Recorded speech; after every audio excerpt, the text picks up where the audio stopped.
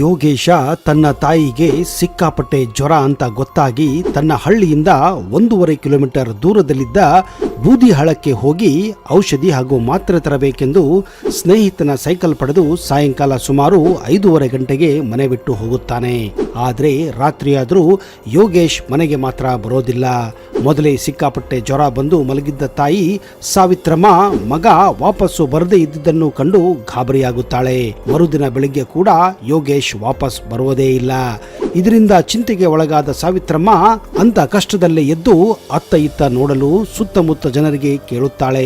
ಆದ್ರೆ ಮುಂದೆ 2 ದಿವಸದವರೆಗೂ ಎಲ್ಲೂ ಯೋಗೇಶನ ಸುಳಿವು ಸಿಗುವುದೇ ಇಲ್ಲ. ಸರಿಸುಮಾರು 2 ದಿವಸಗಳ ನಂತರ ಯೋಗೇಶ್ ಬಳಸಿದ್ದ ಸೈಕಲ್ಲು ಒಂದು ಪಾಳುಬಾವಿ ಹತ್ತಿರ ಸಿಗುತ್ತದೆ. ಆದ್ರೆ ಯೋಗೇಶನ ಕೊಂಚಿತ್ತು ಮಾಹಿತಿ ಅಲ್ಲಿಯೂ ಕೂಡ ಸಿಗುವುದಿಲ್ಲ. ಹಾಗಾದ್ರೆ ಯೋಗೇಶ ಎಲ್ಲಿ ಹೋದ, ಏನಾದ? ಆ ಧರ್ಮಸ್ಥಳ ಮಂಜುನಾಥ ಮಾಡಿದ ಪವಾಡ ಎಂತಹದ್ದು? ಆ ಎಲ್ಲ ಆಶ್ಚರ್ಯಕರ ಮಾಹಿತಿಯನ್ನ ಇವತ್ತಿನ ಈ ವಿಡಿಯೋದಲ್ಲಿ ನಿಮಗೆ ತಿಳಿಸ್ಕೊಡ್ತಾ ಇದ್ದೀನಿ. ಅದಕ್ಕಿಂತ ಮೊದಲು ನೀವು ನಮ್ಮ ಚಾನಲ್ಗೆ ಹೊಸಬರಾಗಿದ್ದರೆ ದಯವಿಟ್ಟು ಈಗಲೇ ಸಬ್ಸ್ಕ್ರೈಬ್ ಮಾಡಿ, ಜೊತೆಗೆ ಬೆಲ್ ಐಕನ್ ಕೂಡ ಪ್ರೆಸ್ ಮಾಡಿ.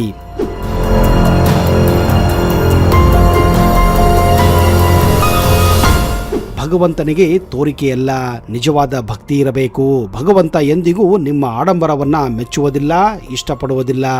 ನಿಮ್ಮ ಪ್ರೀತಿಯನ್ನು ಕೂಡ ಅವನಿಗೆ ಇಷ್ಟವಿಲ್ಲ. ಅವನಿಗೆ ಬೇಕಾಗಿದ್ದು ನಿಮ್ಮ ಭಕ್ತಿ ಹಾಗೂ ಭರವಸೆ. ಅಂತ ಶ್ರದ್ಧೆ ಇದ್ದರೆ ಸಾಕು. ಭಗವಂತ ಎಂತಹ ಕಷ್ಟದಲ್ಲಿದ್ದರೂ ಕೂಡ ನಿಮ್ಮ ಕೈ ಹಿಡಿಯುತ್ತಾನೆ ಅನ್ನುವುದಕ್ಕೆ ಈ ಒಂದು ಕಥೆಯೇ ಸಾಕ್ಷಿಯಾಗಿದೆ.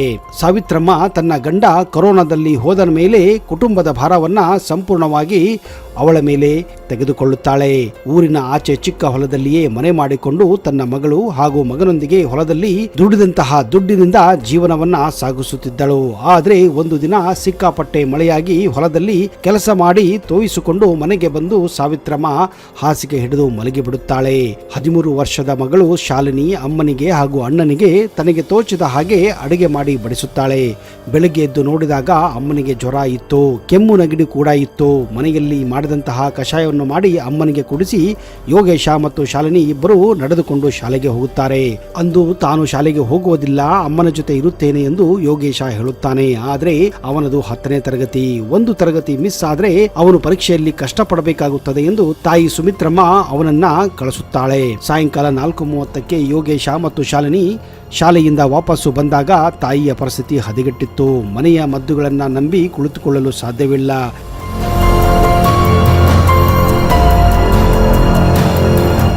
ಹೀಗಾಗಿ ಹತ್ತಿರದ ಬೂದಿ ಹಾಳಕ್ಕೆ ಹೋಗಿ ಔಷಧಿ ಅಂಗಡಿಯಲ್ಲಿ ವಿಚಾರಿಸಿ ಜ್ವರಕ್ಕೆ ಹಾಗೂ ಮೈಕೈ ನೋವಿಗೆ ಬೇಕಾದಂತಹ ಮಾತ್ರೆ ತರುತ್ತೇನೆ ಎಂದು ಅಮ್ಮನ ಹತ್ತಿರ ದುಡ್ಡು ತೆಗೆದುಕೊಂಡು ಯೋಗೇಶ ಅವನ ಸ್ನೇಹಿತನ ಸೈಕಲ್ ಏರಿ ಹೊರಟು ಹೋಗುತ್ತಾನೆ.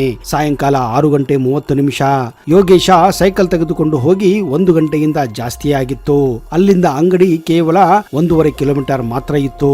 ಹೋಗಿ ಬರಲು ಹಬ್ಬಬ್ಬ ಅಂದ್ರೆ 20ರಿಂದ 30 ನಿಮಿಷ ಸಾಕಾಗಿತ್ತು. ಆದ್ರೆ 1 ಗಂಟೆ ಆದರೂ ಯೋಗೇಶ ವಾಪಸ್ಸು ಬರೋದೇ ಇಲ್ಲ. ಸ್ವಲ್ಪ ಚಿಂತಾಗೃತಳಾದ ತಂಗಿ ಶಾಲಿನಿ ಮನೆಯ ಹೊರಗೆ ನಿಂತು ಕಾಯುತ್ತಾಳೆ. ಕಾರಣ ಅವಳ ತಾಯಿಯ ಪರಿಸ್ಥಿತಿ ಇನ್ನೂ ಹದಗೆಟ್ಟಿತ್ತು. ಇನ್ನೇನು ಅಣ್ಣ ಬರುತ್ತಾನೆ, ಮಾತ್ರೆ ತರುತ್ತಾನೆ, ಅಮ್ಮನಿಗೆ ಕೊಟ್ಟರೆ ಸರಿ ಹೋಗುತ್ತದೆ ಎನ್ನುವ ವಿಚಾರ ಅವಳದಾಗಿತ್ತು. ಆದ್ರೆ ರಾತ್ರಿ 9 ಗಂಟೆ ಆದರೂ ಯೋಗೇಶ ಮಾತ್ರ ಮನೆಗೆ ವಾಪಸ್ಸು ಬರುವುದಿಲ್ಲ. ಅದು ರಾತ್ರಿ ಸುಮಾರು 10 ಗಂಟೆ. ಮಲಗಿದ್ದ ಸಾವಿತ್ರಮ್ಮ ಎದ್ದು ಯೋಗೇಶನನ್ನ ಕೇಳುತ್ತಾಳೆ. ಆದ್ರೆ ಶಾಲಿನಿ ಪಕ್ಕದ ಮನೆಗೆ ಹೋಗಿದ್ದಾನೆ, ಬರುತ್ತಾನೆ ಎಂದು ಸುಳ್ಳು ಹೇಳುತ್ತಾಳೆ. ಹೀಗೆ ರಾತ್ರಿ ಪೂರ್ತಿ ತಂಗಿ ಶಾಲಿನಿ ಯೋಗೇಶನ ಸಲುವಾಗಿ ಕಾಯುತ್ತಾಳೆ. ಮರುದಿನ ಬೆಳಗ್ಗೆ ಸೂರ್ಯ ಉದಯವಾದರೂ ಯೋಗೇಶನ ಸುಳಿವು ಇರುವುದಿಲ್ಲ. ವಿಷಯವನ್ನ ಶಾಲಿನಿ ತಾಯಿಗೆ ತಿಳಿಸುತ್ತಾಳೆ. ತಾಯಿ ಗಾಬರಿಯಿಂದ ಅಕ್ಕಪಕ್ಕದ ಮನೆಯಲ್ಲಿ ವಿಚಾರಿಸಲು ಮುಂದಾಗುತ್ತಾಳೆ. ಆದ್ರೆ ಯಾರಿಗೂ ಯೋಗೇಶನ ಸುಳಿವು ಇರುವುದಿಲ್ಲ. 102 ಡಿಗ್ರಿ ಜ್ವರ ಇದ್ದರೂ ಮಗ ಬಂದಿಲ್ಲ ಅನ್ನೋ ಸುದ್ದಿ ಗೊತ್ತಾದ ಮೇಲೆ ತಾಯಿಗೆ ಹೀಗಾಗಿರಬಾರದು, ನೀವೇ ಯೋಚನೆ ಮಾಡಿ. ಮನೆಯಲ್ಲಿ ಒಂದು ಮೊಬೈಲ್ ಇತ್ತು, ಅದು ಕೂಡ ಕೆಟ್ಟು ಹೋಗಿತ್ತು. ಹೇಳಿ ಕೇಳಿ ಬಡತನ, ರೀಚಾರ್ಜ್ ಕೂಡ ಮಾಡಲು ಸಾಧ್ಯವಿರಲಿಲ್ಲ.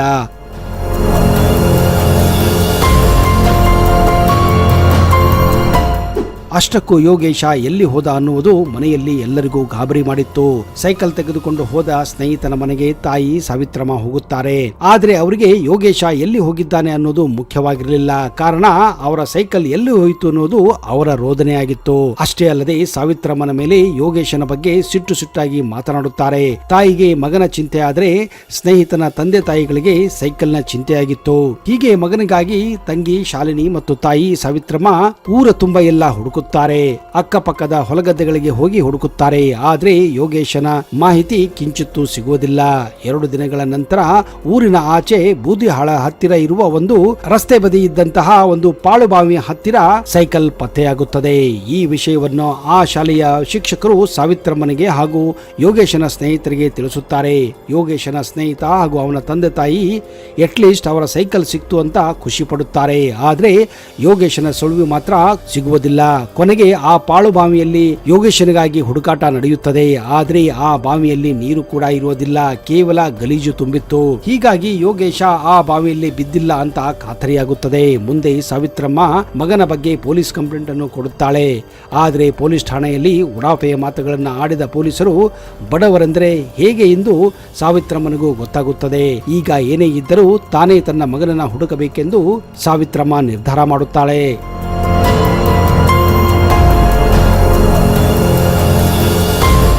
ದುಡ್ಡಿದ್ದರೆ ಎಲ್ಲ ಆಗುತ್ತದೆ, ದುಡ್ಡಿಲ್ಲ ಅಂದ್ರೆ ನಾವೇ ದುಡಿಯಬೇಕು, ನಾವೇ ಗೆಲ್ಲಬೇಕೆಂದು ಸಾವಿತ್ರಮ್ಮ ಹಾಗೂ ತಂಗಿ ಶಾಲಿನಿ ಸಿಕ್ಕ ಕಡೆ ತಮ್ಮ ಹತ್ತಿರ ಇದ್ದ ಚಿಕ್ಕದೊಂದು ಯೋಗೇಶನ ಫೋಟೋವನ್ನ ಹಿಡಿದುಕೊಂಡು ಊರು ಕೆರೆ ಎಲ್ಲ ಸುತ್ತುತ್ತಾರೆ. ತಿಂಗಳು ಕಳೆದರೂ ಯೋಗೇಶ ಮಾತ್ರ ಪತ್ತೆಯಾಗುವುದಿಲ್ಲ.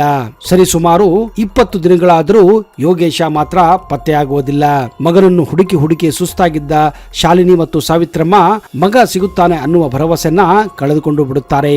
ಆದ್ರೆ ಸಾವಿತ್ರಮ್ಮ ಮಾತ್ರ ತನ್ನ ಕೊನೆಯ ಆಸರೆಯಾದ ಧರ್ಮಸ್ಥಳ ಮಂಜುನಾಥನನ್ನ ನೆನೆಸಿಕೊಂಡು ಒಂದು ವೇಳೆ ನನ್ನ ಮಗ ಮುಂದಿನ 1 ತಿಂಗಳಲ್ಲಿ ಸಿಕ್ಕರೆ ತನ್ನ ಊರಿನಿಂದ ಧರ್ಮಸ್ಥಳದವರೆಗೂ ಇರುವ 600 ಕಿಲೋಮೀಟರ್ ದೂರವನ್ನ ನಡೆದುಕೊಂಡು ಬಂದು ಕ್ರಮಿಸಿ ದರ್ಶನ ಪಡೆಯುತ್ತೇನೆ ಎಂದು ಮಂಜುನಾಥನನ್ನ ಬೇಡಿಕೊಳ್ಳುತ್ತಾಳೆ. ಜೊತೆಗೆ ಶಾಲಿನಿ ಮತ್ತು ಸಾವಿತ್ರಮ್ಮ ಮಗನನ್ನು ಹುಡುಕುವ ತಮ್ಮ ಪ್ರಯತ್ನವನ್ನ ಮುಂದುವರಿಸುತ್ತಾರೆ. ಮುಂದೆ 25 ದಿನಗಳು ಕಳೆದು ಹೋಗುತ್ತವೆ. ತನ್ನ ಬೇಡಿಕೆಯನ್ನು ಆ ಮಂಜುನಾಥ ಕೂಡ ಈಡೇರಿಸಲಿಲ್ಲ ಎಂದು ಸಾವಿತ್ರಮ್ಮ ತಾನು ನಂಬಿದ್ದ ಮಂಜುನಾಥನ ಮೇಲೂ ಕೂಡ ಭರವಸೆಯನ್ನ ದಿನೇ ಕಳೆದುಕೊಳ್ಳಲು ಪ್ರಾರಂಭಿಸುತ್ತಾಳೆ. ಮುಂದೆ 3 ದಿನಗಳ ನಂತರ ಅಂದ್ರೆ ಸಾವಿತ್ರಮ್ಮ ಬೇಡಿಕೊಂಡ 28 ದಿನಗಳ ನಂತರ ಪಕ್ಕದ ಮನೆಗೆ ಒಂದು ಫೋನ್ ಬರುತ್ತದೆ. ಪಕ್ಕದ ಮನೆಯ ಸುಧಾಕರ ಓಡಿ ಬಂದು ಸಾವಿತ್ರಮ್ಮನಿಗೆ ಫೋನ್ ಕೊಡುತ್ತಾನೆ. ಆ ಕಡೆಯಿಂದ ಫೋನಿನಲ್ಲಿ ಶಬ್ದ ಕೇಳಿದ್ದು ಬೇರೆ ಯಾರೂ ಅಲ್ಲ, ಅದುವೇ ಸಾವಿತ್ರಮ್ಮನ ಮಗ ಯೋಗೇಶ ಆಗಿದ್ದ.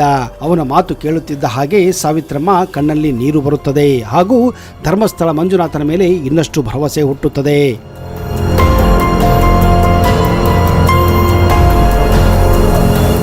ಯೋಗೇಶ ಮರುದಿನ ತಾನು ಮನೆಗೆ ವಾಪಸ್ಸು ಬರುತ್ತಿದ್ದೇನೆ ಎಂದು ಹೇಳುತ್ತಾನೆ.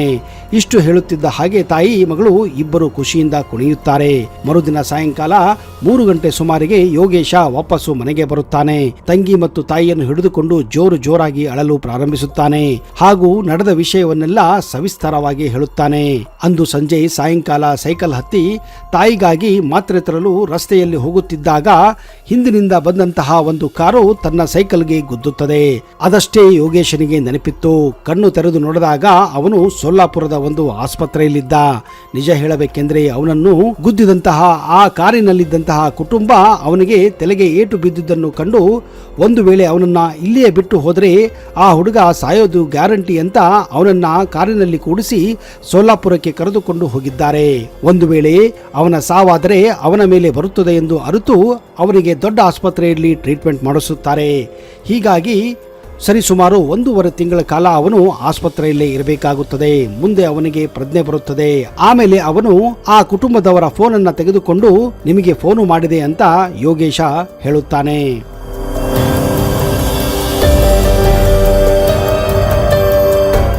ನೋಡಿದಿರಾ ಸ್ನೇಹಿತರೆ, ಆ ಧರ್ಮಸ್ಥಳ ಮಂಜುನಾಥ ನಂಬಿದ್ದಕ್ಕೆ ಸಾವಿತ್ರಮ್ಮ ತನ್ನ ಮಗನನ್ನ ವಾಪಸ್ಸು ಈಗ ಪಡೆದಿದ್ದಾಳೆ. ತಾನು ಬೇಡಿಕೊಂಡ ಹರಕೆಯಂತೆ ಸಾವಿತ್ರಮ್ಮ ದಿನಕ್ಕೆ 10 ಕಿಲೋಮೀಟರ್ ನಡೆದುಕೊಂಡು ಸರಿಸುಮಾರು 55 ದಿನಗಳ ನಂತರ ವಿಜಯಪುರ ಜಿಲ್ಲೆಯ ಸಿಂದಗಿ ತಾಲೂಕಿನ ಬೂದಿಹಾಳದಿಂದ ಧರ್ಮಸ್ಥಳಕ್ಕೆ ಬಂದು ತನ್ನ ಹರಕೆಯನ್ನ ಪೂರೈಸಿದ್ದಾಳೆ. ಸ್ನೇಹಿತರೆ, ಎಲ್ಲಕ್ಕಿಂತ ಪ್ರೀತಿಗಿಂತ ನಂಬಿಕೆ ಅನ್ನೋದು ಮುಖ್ಯ. ಏನೇ ಮಾಡಿ ಹೇಗೆ ಮಾಡಿ, ಆದ್ರೆ ದೇವರಲ್ಲಿ ನಂಬಿಕೆ ಮಾತ್ರ ಬಿಡಬೇಡಿ. ಎಲ್ಲರಿಗೂ ಮಂಜುನಾಥ ಒಳ್ಳೆಯದು ಮಾಡಲಿ ಎಂದು ನಾವು ಕೂಡ ಈ ಮೂಲಕ ಹೇಳಲು ಬಯಸಿದ್ದೇವೆ. ಒಂದು ವೇಳೆ ನಿಮಗೆ ಈ ವಿಡಿಯೋ ಇಷ್ಟ ಆದಲ್ಲಿ ದಯವಿಟ್ಟು ಕಮೆಂಟ್ ಬಾಕ್ಸ್ ಅಲ್ಲಿ ಜೈ ಧರ್ಮಸ್ಥಳ ಮಂಜುನಾಥ ಎಂದು ಬರೆಯಿರಿ. ಅಲ್ಲಿಯವರೆಗೆ ಜೈ ಹಿಂದ್, ಜೈ ಕರ್ನಾಟಕ. ನಿಮಗೆಲ್ಲ ಶುಭವಾಗಲಿ.